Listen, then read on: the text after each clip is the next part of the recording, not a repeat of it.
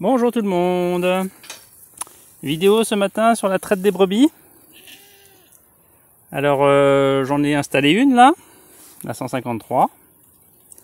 Bonne laitière. Donc le principe est simple, hein, j'isole les brebis que je veux traire du reste du troupeau. Donc elles rentrent ici au fur et à mesure que je les appelle, ou qu'elles veulent bien venir. Et puis une fois que la traite est faite, elles passent de l'autre côté. Voilà. Donc on va procéder à la traite de la 153. Donc vous voyez, on a la mamelle ici. Donc chez les brebis, hein, il y a 2 trayons. Il peut y avoir des ébauches de trayons aussi, plus ou moins proches du premier. Mais en fait, voilà, on traite qu'un seul des trayons, bien sûr. Voilà, donc moi ce que j'aime bien faire, c'est utiliser un peu d'huile d'olive pour graisser le trayon. Voilà. On met un premier jet par terre en général, notamment si vous faites du lait cru. Transformer des produits, fromage au lait cru par exemple. Bon, nous on est en yaourt, donc c'est pasteurisé, donc c'est pas très important. Et puis alors là j'ai mon petit pot, donc là celui-là je m'en sers en général avec la main gauche. Et puis je traite de la main droite. Donc là on va essayer de viser juste. Voilà, donc l'idée c'est d'attraper la boule de lait là. Bon, pour l'instant c'est bien tendu, hein, donc le lait il est là tout de suite. Hein. Voilà, et puis hop, de bien viser dans le pot. Alors voilà, avec une seule main, autant prendre un pot un peu plus grand. Bon, l'avantage du petit pot c'est que c'est moins lourd, puis on le vide au fur et à mesure, ce qui fait que si jamais il y a des petites saletés qui tombaient dedans, on peut aussi nettoyer facilement. Voilà, et puis on remplit jusqu'à ce que on arrive en haut du pot. Alors le geste, ça c'est important si vous voulez apprendre à traire et à pas vous faire mal à la main. Souvent on entend, enfin on voit, ou certains pratiquent de la manière suivante, c'est-à-dire qu'ils prennent le pied comme ça et puis après ils rabattent les doigts comme ça, ils descendent. Alors c'est plus facile sur les vaches. Mais sur les brebis, moi j'ai une technique qui me paraît beaucoup moins fatigante, c'est que je pince entre le pouce et l'index mon lait, ma boule de lait, et juste je fais descendre. L'avantage c'est que par rapport à la prise avec les doigts comme ça qui se resserrent, c'est regardez mon bras là, on voit que ça fait bouger beaucoup de tendons quand je fais ça. Et ça c'est très fatigant, c'est même vous poser des petits problèmes de tendinite. Alors que quand vous faites juste glisser votre lait, vous avez à peu près rien qui bouge quoi.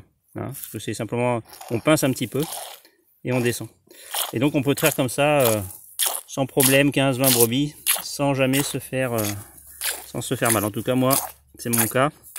Ça fait plusieurs années que je traite comme ça et j'ai jamais eu de soucis de douleur articulaire. Donc c'est important si on veut durer. Ou si on a un troupeau un peu conséquent. Voilà, il faut faire en sorte de pouvoir venir traire tous les jours sans douleur. Donc là on va finir la première mamelle.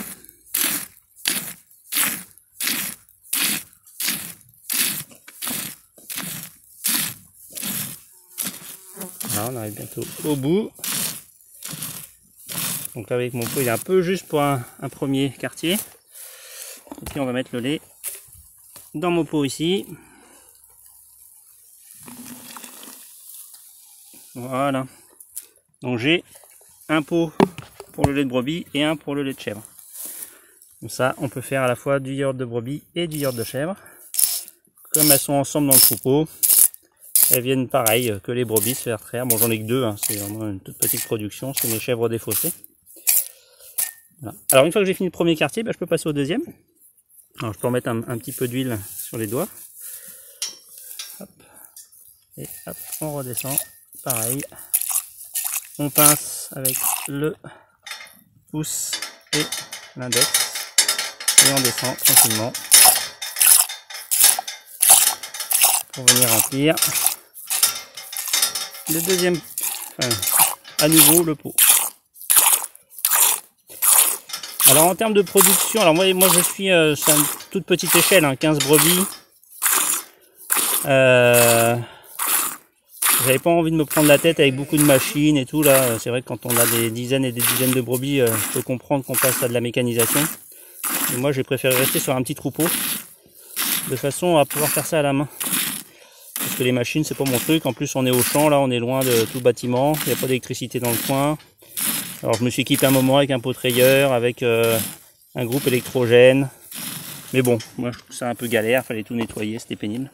Ça pèse un peu son poids quand même. Donc je préfère faire un peu moins de brebis, mais faire ça manuellement. C'est-à-dire que quand j'ai fini de traire là, en termes de nettoyage, c'est assez simple. Vous voyez, j'ai juste mon petit pot qui est là, un coup sous l'eau.